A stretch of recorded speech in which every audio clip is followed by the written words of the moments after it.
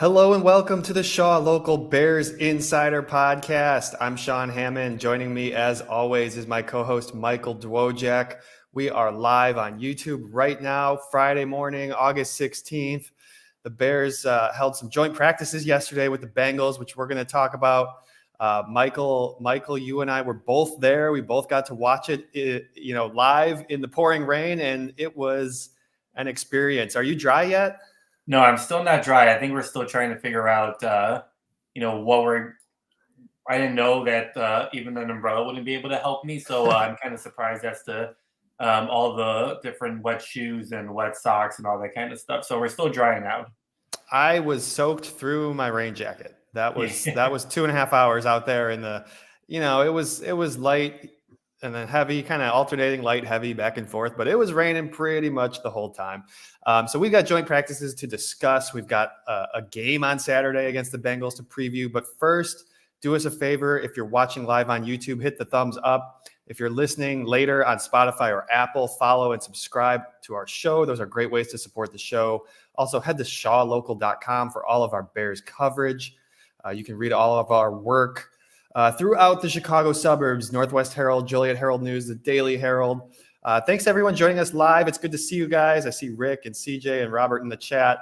As always, keep an eye on our Twitter pages. If you want to join us live, we try to send out a notice ahead of time. You can come join the conversation. We will get to your Bears questions in the chat.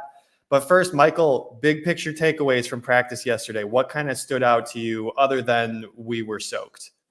Well, you and I kind of split things up since, they with the joint practice, obviously the first team offense goes against the first team defense, and they work on two separate fields. So you focused on the defense, I focused on the offense. And, I think it's that continued growth that we continue to see from Caleb Williams. I know a lot of fans were excited from what they saw, in that game against the Bills on Saturday. And I feel like that's kind of continued on the practice field and continued on Thursday.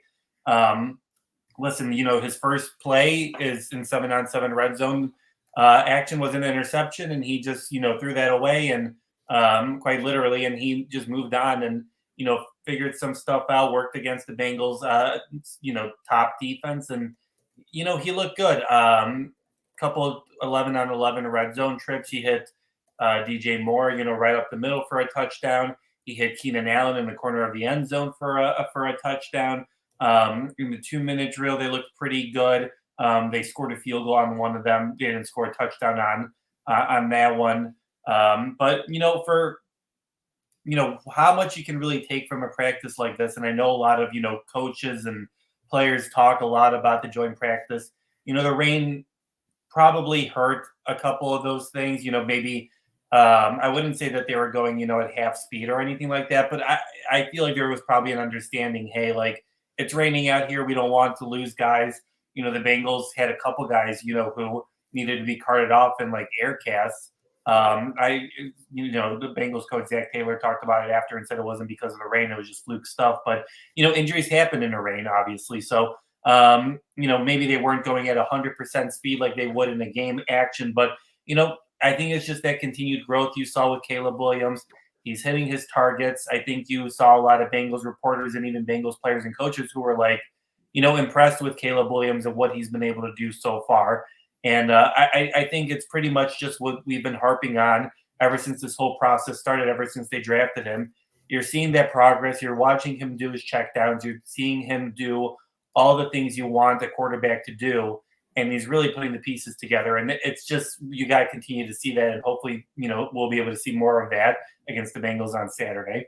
Yeah, unfortunately, it was running back Chris Evans and Deontay Smith, an offensive tackle from the Bengals, who went out with injuries. I mean, I don't think either of those guys were starters, but it also doesn't matter. Like, that was pretty that was kind of intense there for a moment when both those guys went down. It was pretty somber atmosphere. And yeah, you hope the rain didn't play any part in that. They stayed outside mostly. I mean, it's good to practice in the rain like that. You can't really replicate that. They do like wet ball drills, but that's not the same thing as trying to catch a punt in the pouring rain.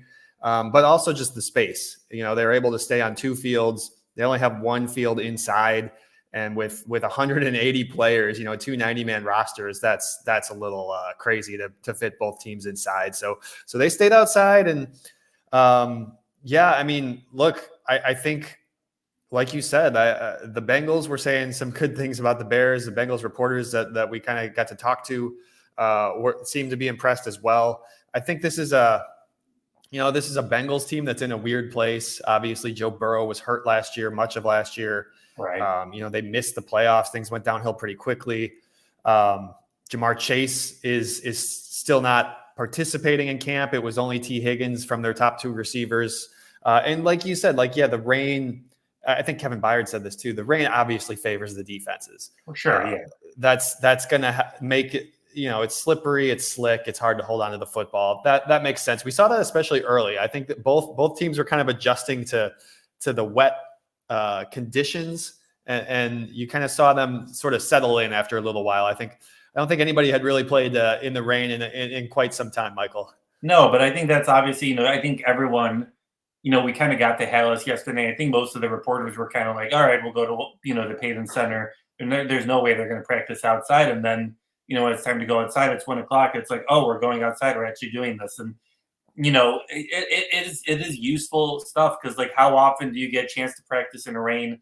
I know that they do it, but it was a good example of it was drizzling for a few minutes, then it would pour for a few minutes. They got to do a lot of special team stuff in the pouring rain, which is really helpful for, a game time situation where I don't feel like those guys rarely, if ever, really get to practice in those type of circumstances, especially for punt or kick return. So, there's the risk of injury. Sure, that always could happen, but that can happen honestly in dry conditions. That's just the state of the game and that kind of stuff. But I do think that there was some stuff to get out of it.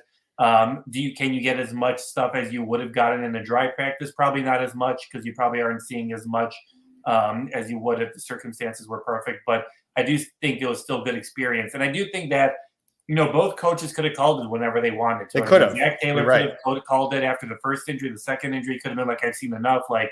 We're done with this. Both coaches went for the full 2.5 hours, and both talked about how important it was to go through a practice like that. So it seems like both teams got a lot from it. And I guess for Bears fans and mostly Caleb Williams, it's how much do you get from it to kind of continue to grow and continue to take that next step that, he'll need to once the regular season starts.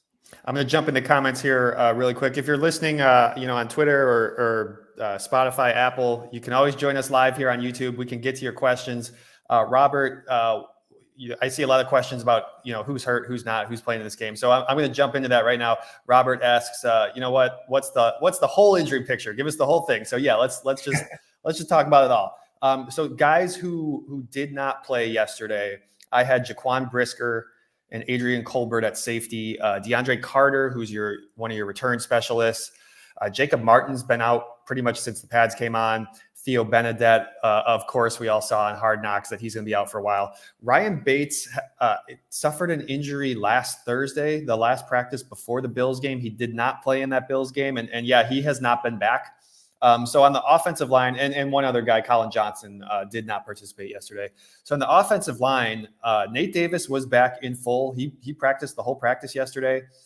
So you're looking at Braxton Jones at left tackle. Tevin, of course, is at left guard. They got Coleman Shelton at center, Nate Davis at right guard, and Darnell Wright at right tackle.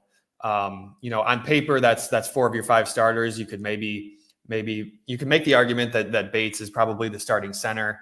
But the Bears also, they view Coleman Shelton as a starting caliber player, whether he's playing center or guard. So, I mean, based on what we saw against the Bills last week, I think you have to be feeling pretty positive about where the offensive line is at, because it was shaky in practice the week or two ahead of that game. And then they came out and they looked really darn good. But that was the first chance they had with the starters. Obviously, Matt Pryor was in there at right guard. He's not a regular starter.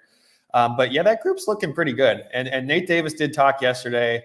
Didn't really say anything interesting, He hears the noise. He said that much. He said what you would expect him to say. And obviously he's working his way back in. Somebody did ask him about the perception that he doesn't like to practice. And he said, I wouldn't be here if I didn't like to practice. So again, nothing too surprising there. One other note, cornerback Terrell Smith left the practice early.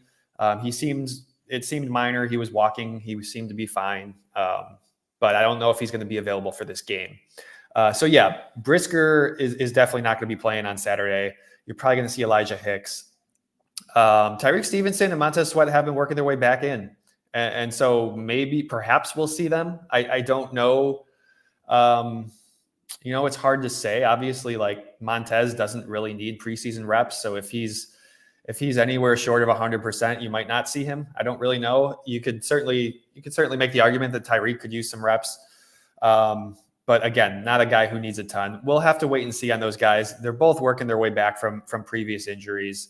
But they were out there quite a bit yesterday against the Bengals. And like Michael said at the top, he was focused on that offense. I was watching that defense, and they looked pretty good against Joe Burrow. They looked pretty good. They had 3 takeaways, some interceptions.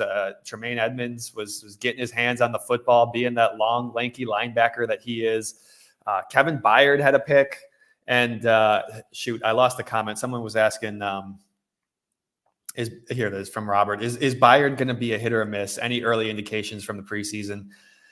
I like everything I see from him. I feel like both on the field and off the field, he's like exactly the type of guy you want. I think he's going to be a vocal leader for that defense, even though he's a new guy, even though he's stepping in. Like he's going to be a veteran who Jaquan Brisker and Tyreek Stevenson look toward in those big moments. And yeah, on the field, like he's got his hands on the football a bunch of times in training camp. And, yesterday was one example, and that's been happening quite a bit lately.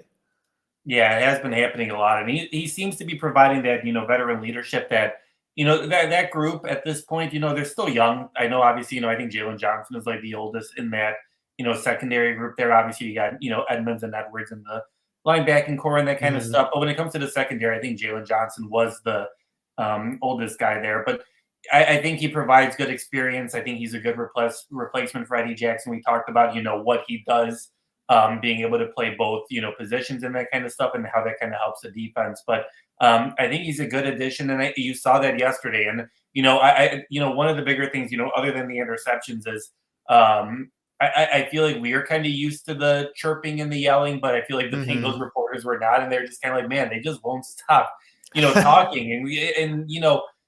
I saw, that this kind of went up, it really blew up Twitter as, things do. Joe Burrow throws in 3 interceptions, that gets the people going. Is Joe Burrow washed? All that kind of stuff. And it's kind of like, calm down. Like he's throwing in the rain. He doesn't have one of his main receivers. Like the Bears defense is very good. I think you can take that, from practice. And I think that they're legit.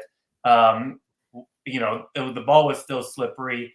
He didn't have his top target. I think you need to take it with some nuance and that kind of stuff. But I do think that you need to be excited about what you are seeing from this defense and seeing it against another team. They were able to do it pretty well against the Bills. I know Josh Allen only had a couple drives, I think it was.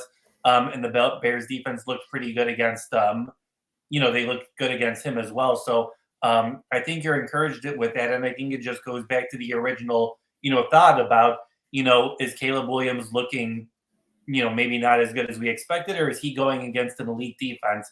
And I feel like the argument you can start to have the argument that he's just going against a really good defense. So if he's getting this good preparation, getting ready now, we might see another, level for him once the regular season starts and he finally gets to go against, defenses that maybe aren't as good as the Bears defense. I'll be honest, like watching that game against the Bills last week, I know we haven't had a show since that game, so we didn't. I know everybody saw that. That was days ago now, but I was surprised by how well they looked on offense because that's not really what we've seen in camp against this Bears defense. Just the flow and the continuity. I mentioned the offensive line already, but also just like the way they were able to get into a rhythm. It seems like in camp, it's been a lot harder for them to get into a rhythm like that to sustain drives.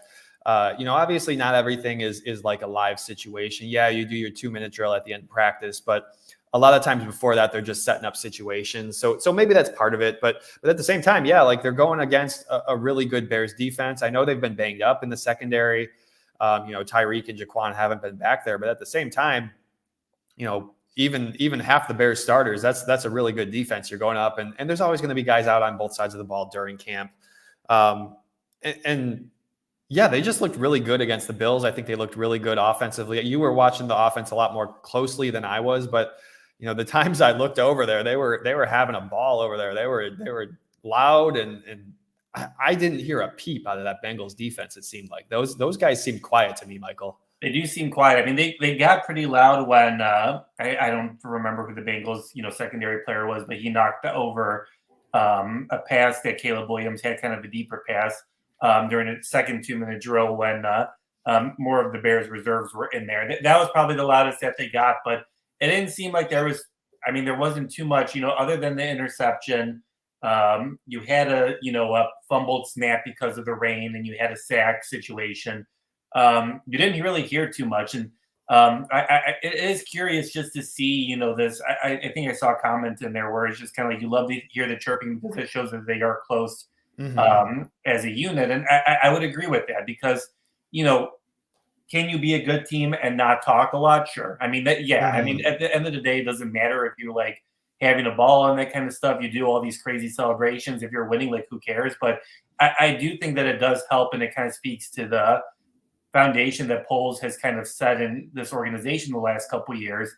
And now you start to add on to this, you start to bring in a Keenan Allen, you start to bring in a Caleb Williams, you start to bring in different pieces to an already set core that he's been building for the last couple of years. And I think you have a team that is fun, that is likable, a team that, is on the up and up. But, like I said, a little bit earlier, and like we always say, like, it doesn't really mean much if you're not winning. If you're like letting up, a lot of passing yards and you're letting up a lot of touchdowns, it doesn't matter if your defense is chirping and like, confident in that kind of stuff. So I do think it's good stuff to see. And it is a good reminder that that's not something that's just, essential. It's not something that, every single NFL team has.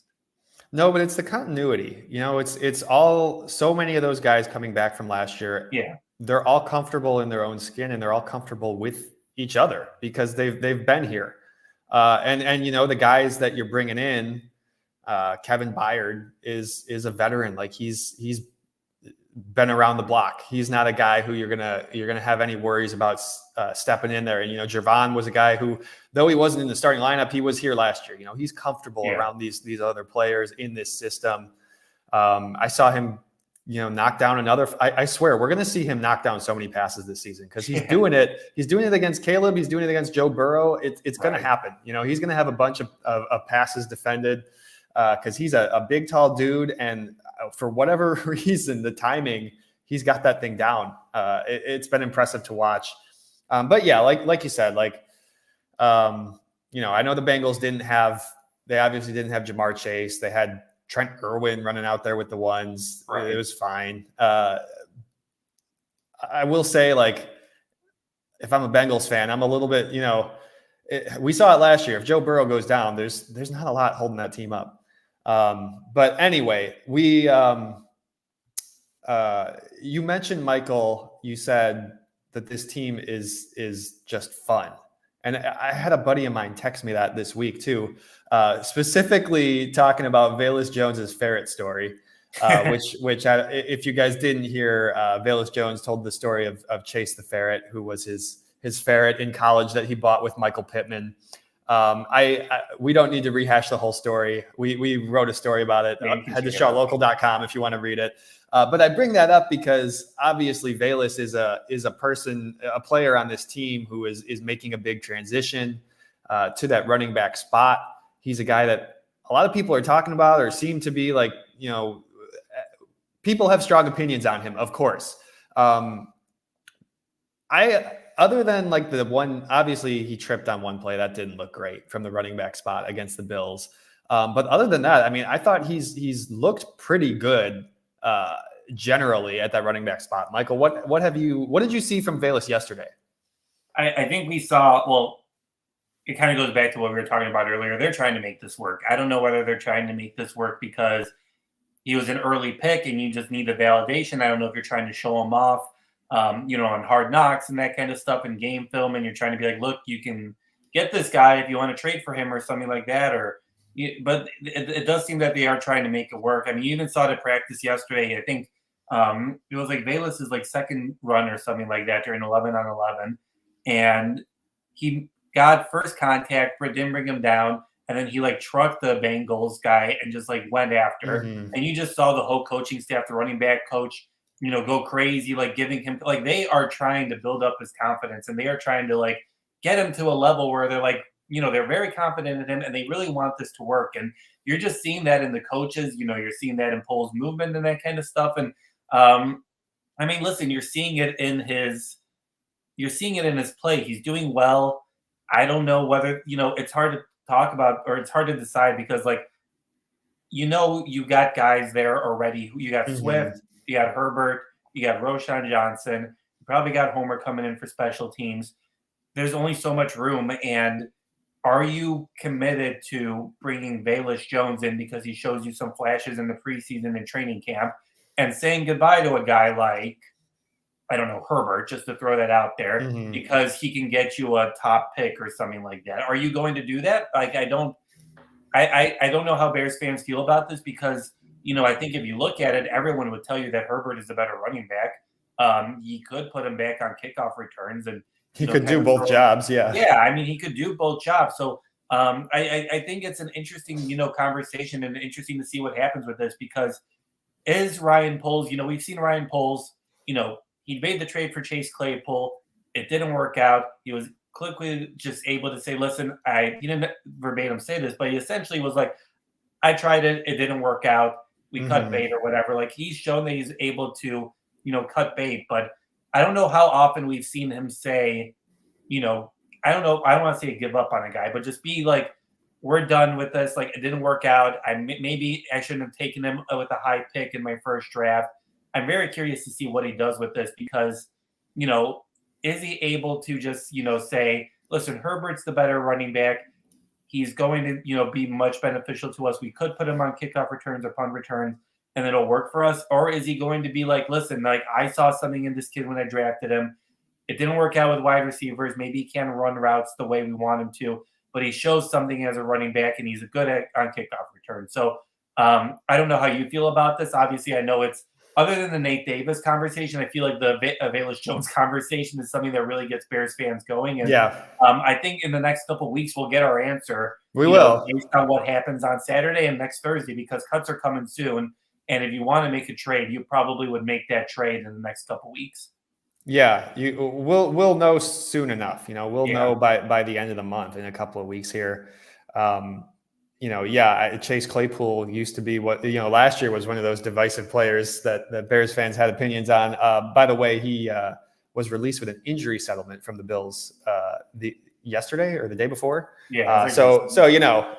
He's a free agent. Yeah, didn't work out with the Bills. I don't know if a lot of Bears fans are going to be surprised by that news. Didn't But work with the Dolphins, didn't work with the Bills. I think that's a great point to bring up because like Ryan Poles isn't afraid to admit a mistake, and he's not afraid to, if he really really didn't like a player, whether it was, I mean, with Claypool it was more off the field stuff, but at the same time, Yeah. like he said, okay, I'm done with this. Let's move on. Let's take whatever draft pick we can get for this guy and move on. Right. And Bayless, of course, is a much different attitude than a Chase. Like you're not talking about off the field issues. Bayless is a funny guy. You could see it. Anybody who listened to him telling that story about his ferret would know that he's a great storyteller and he's a funny guy and a likable dude.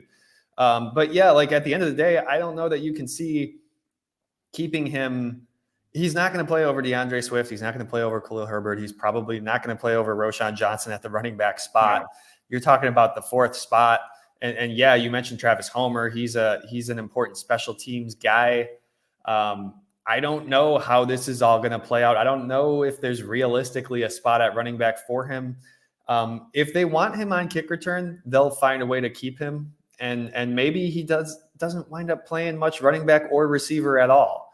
But it just kind of depends how much they value having him as a kick returner. And unfortunately, he and Tyler Scott had that little miscommunication on the one kick return last week and Right, kind of yeah. muffed it. And unfortunately, he has to be really, really, really darn good at that job if that's going to be the case.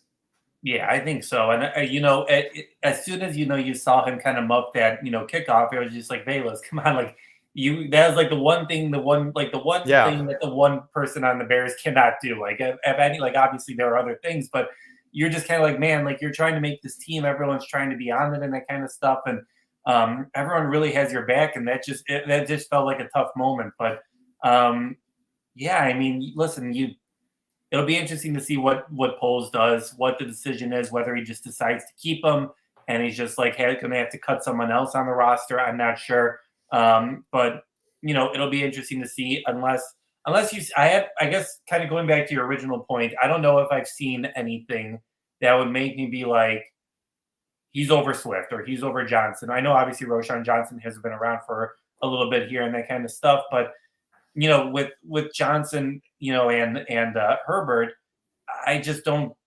He's your number 4 running back at this point, and sure he has speed, sure he has his ability. He looked good against the Bills in like the fourth quarter and the third quarter, but that was against the Bills' second and third stringers. So how much are you really seeing in those reps? So I think it'll be really interesting to see, and I think this isn't going to be something that defines Ryan Poles or anything like that, but I do think that it'll be interesting to see what he does and whether he can continue to kind of cut bait with guys that he kind of liked at the beginning of his tenure, or whether he's like, I'm going to keep him. I really believe in this guy. I really want to make this work.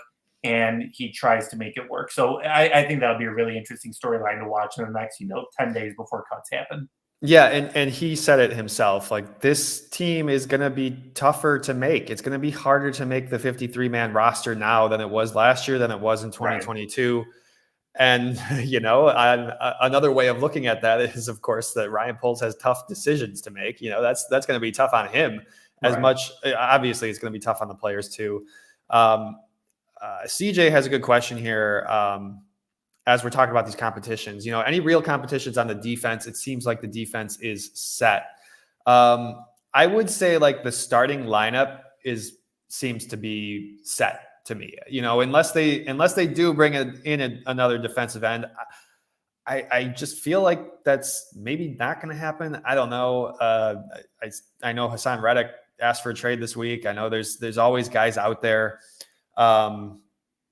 I feel like they're pretty happy with the group they have there. I think, you look at the starting lineup, I think it is pretty much set, other than what, when certain guys are injured. I think the more interesting questions come when you're looking at the second unit. You're looking at the guys who are going to be in jeopardy of potentially making or not making the team. I think last week was a really nice game for Dominique Robinson. I know he's a guy who hasn't had a lot of sacks in his first 2 years, and obviously that's a big part of what your pass rushers are judged off of. But he's a lot stronger. You could see it on the TV. Like, I'm glad we got to talk to him, because they showed him on the sideline after he busted through and made a big third down tackle against James Cook, the running back. And they showed him on the sideline, and his arms looked huge. And I saw some other people comment on that on Twitter. And then, it was good to actually get to talk to him this week and ask him, like, are you bigger? Because you look bigger. And he was like, I put on 20 pounds.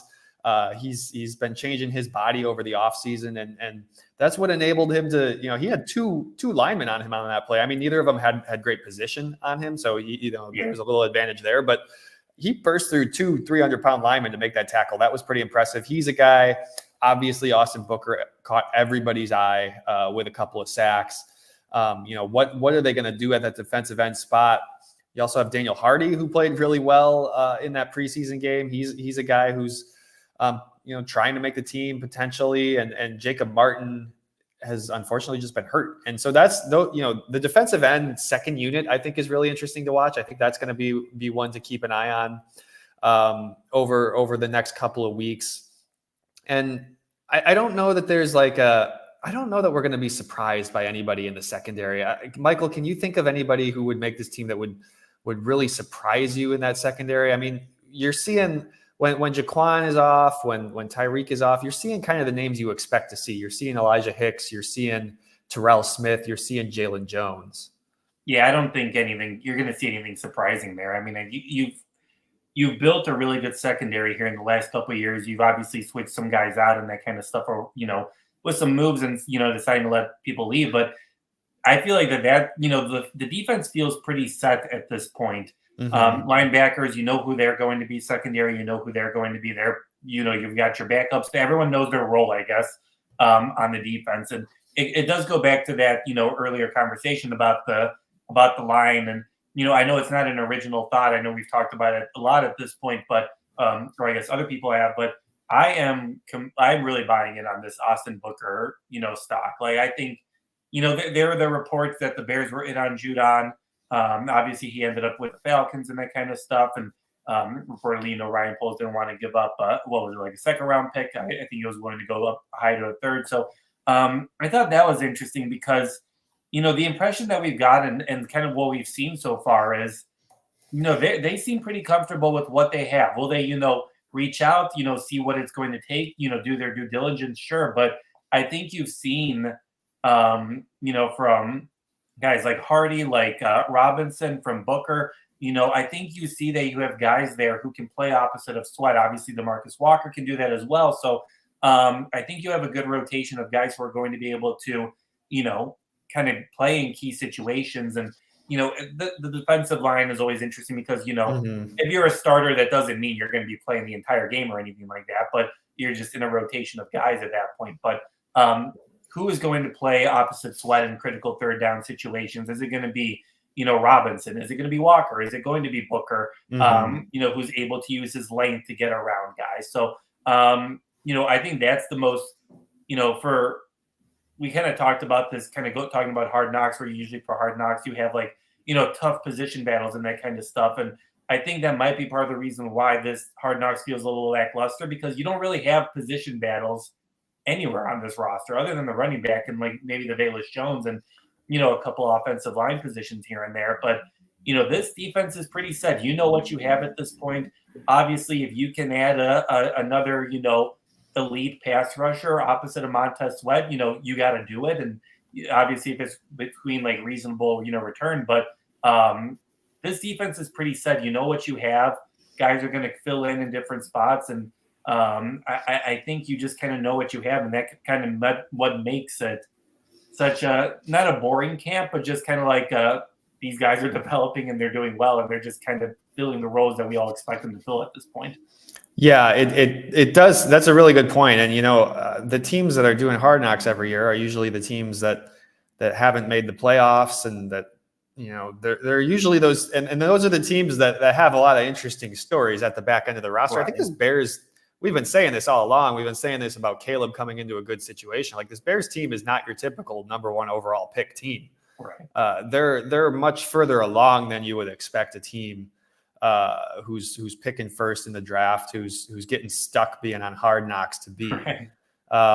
And so yeah, that's a really good point. I kind of thought episode 2 was a bit of a snoozer on Hard Knocks, Michael. I don't know how you felt. I've heard this a lot, and I think I would agree, where I feel like a lot of Bears fans feel if this wasn't the Bears, they wouldn't be watching Hard Knocks. Yeah. It's just not, I don't want to, we know that the Bears have final say about what's happening. I know there's been so much talk about, let a curse word happen. It's HBO, don't edit it out from the Jalen Johnson press conference when he literally swore, this is HBO. And I heard someone make a really, interesting conversation where, I forget who it was, but someone made the good point of, what are you learning in Hard Knocks that you're not learning in their own little show, 1920 Football Drive or whatever it's called? You're pretty much getting the same stuff. That's a really good point. You're getting the same, you could see DJ go into the ice cream, place with his family on the Bears' own thing. You're not seeing anything, crazy. You're not seeing tough moments. I mean, you saw a little bit with, them talking to, Wheeler and trying to get him going and that kind of stuff. They keep trying to feed us the Austin Reed, storyline, which no disrespect to Austin Reed and his family, obviously want him to do as great as possible, but that's not really a storyline at this point. He, who the quarterback is, Tyson Bagent is the backup. If anything, follow Bagent because, he's got an interesting story with his dad, obviously, and he looks pretty good. We've talked a lot about Caleb Williams, obviously, because he's a starter, but, Tyson Bagent has looked great throughout camp. He looks like a competent backup. who's going to be able to do pretty well this upcoming season. But yeah, I mean, it's just you're not getting anything new out of this that you wouldn't have gotten from their own series or just outside. Like the thing about Hard Knocks is, and I think the thing that Bears fans got so excited about it was like, oh, like we're going to see personalities. We're going to see, really like, oh, we've never seen, so and so in this light and that kind of stuff. And you're just seeing that kind of stuff. Like you see it in the video. You know that DJ Moore has a fun personality with Keenan Allen. Like, and they're like short little videos that they post on their social media. So, we'll keep watching because obviously it's the Bears. And obviously we have to do reviews and that kind of stuff. But, I do think that whether it's the Bears, whether it's HBO, I don't know who is, ultimately making the decisions, but you're not really getting much out of this. And hopefully that kind of turns as we get deeper into camp and we start getting closer to cuts and you kind of get the storyline of, hey, let's focus on Velus Jones and let's focus on, is he going to make this team? Are they going to trade him? Or what's that decision process like, as opposed to it being like a footnote randomly for 2 minutes in like the middle of the episode. Yeah. I thought that episode was a little all over the place too. Mike has a really good point. He says we're not the target audience for Hard Knocks, and I think he's right. Like this is more for the general Bears fan, general NFL fan. Obviously, Michael, you and I, and a lot of our listeners here are really deep into the Bears world, and so none of this stuff is super surprising to us. We know the storylines before camp begins. Like, it was, we were trying to predict what stories would be on the show because, we're just that plugged into what's going on. I will say, I thought DJ Moore's daughter, Ariel, was the star of the episode. She's really cute. That was really fun. I don't know if I want to go to the ice cream museum. I didn't know there was an ice cream museum in Chicago. Did you know that, Michael? I did know that. It was just a random thing. I think it's like by the Tribune Tower or something like that. And it's just a random thing. But I will say, I was surprised that the hot dog, was an option. And you could tell right away that DJ Moore did not like that hot dog. He was trying to be as polite as possible in the situation. But like after 2 seconds of like the camera fixating on his face after taking a bite, you were like, oh, this isn't good. That would be super awkward if you're on camera and you're realizing this is going to be on TV. Vendor, hey, this hot dog isn't good, but thanks anyways. One other point before we move on. That's a really good point that you said about the Bears' own 1920 football drive or whatever, their own show. I mean, the start of Hard Knocks when they're showing Ryan Poles and Matt Eberflus in the draft room and all that stuff, that was from that show. Like they literally used the Bears' own production to start off Hard Knocks, to kick it off. And so we're not really learning anything that we didn't already know. We're not really at the end of the day, the Bears have final say on what gets in there and what doesn't. And CJ said it too in the comments, like, it's too censored. The swear word, there's hardly any swear words. And we no swear words. We know that's not real. That's not how it is. And I feel like we're also, I feel like that the Bears are kind of in a tough spot where we just went from, the Giants off-season HBO, which was like something that we've never seen before, like beyond like a lot of access, a lot of stuff that upset a lot of teams. Probably honestly. Never going to happen again. Right. We're not going to see that again too. So I think they also have like the tough position of trying to follow up an off-season Hard Knocks where you just got all this inside access. And now I'm sure Hard Knocks and the Bears are like, oh, everyone's mad at the Giants right now. We got to make sure that we're not upsetting anyone with this season of the training camp edition. Yeah. I hope we get another off-season one. I don't know. I don't know what team is gonna agree to that unless it's really scaled back or something. Last thing, we got to touch on this game before we get out of here. Bears Bengals. Joe Burrow and the Bengals starters are not playing, but Caleb Williams will play. The Bears starters are going to play. Do you think it matters that Cincinnati's not playing the starters, or do you just want to see them get a little action out there anyway? See Caleb Williams against whoever. Well, I think you want to see some action, and this was a good point as well that I heard. This will be Caleb. Since they didn't do the family fest this year, this will be Caleb Williams' like only rehearsal. Going to Soldier Field, getting ready at Soldier Field, and going to the locker room. Passing in Soldier Field. Like he's never thrown a pass in the Bears home stadium, and obviously with the Bears practicing being headquartered in Lake Forest and, Soldier Field being all the way downtown. Like, they don't have the luxury of, walking over to the stadium like some teams do with their facilities being right next door to their stadium. Mhm. So I just think that's important. Like, you need to get those. You can't have your first pass ever in Soldier Field be the first regular season game. Like, you got to get Right. some reps there. You got to go through the routine of like getting to Soldier Field, probably dealing with 3 hours of traffic and all that kind of stuff. Like, you got to go through the whole rotation of doing all that kind of stuff. So I don't know how long they'll play. I don't remember if Eberflus said how long they'll play in this game, but at this point, and it kind of goes back to I got a chance to hear from Zach Taylor after it, and some Bears reporters asked him, do you have any hints as to like how do you develop a quarterback? Have you learned anything from developing a quarterback? And the main thing that Taylor said was get as many reps as possible. Like, you can learn something from every single rep you get a chance to. It could be a bad rep, it could be a good rep, but like, you need to learn from all these different opportunities. And he was kind of, going under the thing of, and I think Joe Burrow also talked about this, where it's like, you just need to get the experience. You don't know what you don't know, until you go through that experience. Yeah.